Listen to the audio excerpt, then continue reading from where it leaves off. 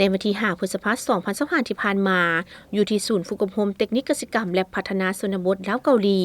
กองประชุมดังกล่าวได้กล่าวเปิดและกล่าวต้นรับโดยทานปริญญาเอกวงศ์สวรรค์วงศ์ไกรสอนหัวหน้าศูนย์ฝึกอบรมเทคนิคเกษตรกรรมและพัฒนาชนบทลาวเกาหลี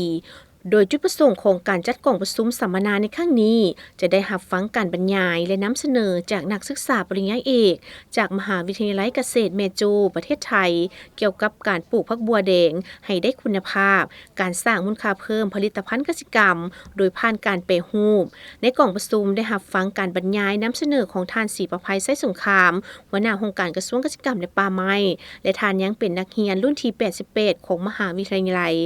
ได้นำเสนอสภาพรวมการจัดตั้งปฏิบัติเวียกงานเกษตรกรรมป่าไม้และพัฒนาชนบทซึ่งการประชุมสัมมนาในครั้งนี้ล้วนแต่เป็นบทเรียนอันล้ำค่าในการนำไปสุขยุ่ส่งเสริมชาวเกษตรกรของสาธารณรัฐประชาธิปไตยประชาชนลาวเพื่อเพิ่มผลผลิตและเพิ่มมูลค่าให้แก่ผลิตภัณฑ์เกษตรกรรมโดยการปรุงแต่งซึ่งในกองประชุมในครั้งนี้มีผู้เข้าร่วมทั้งหมดจำนวน60กว่าท่านจากบรรดากลุ่มศูนย์อ้อมข้างกระทรวงเกษตรกรรมและป่าไม้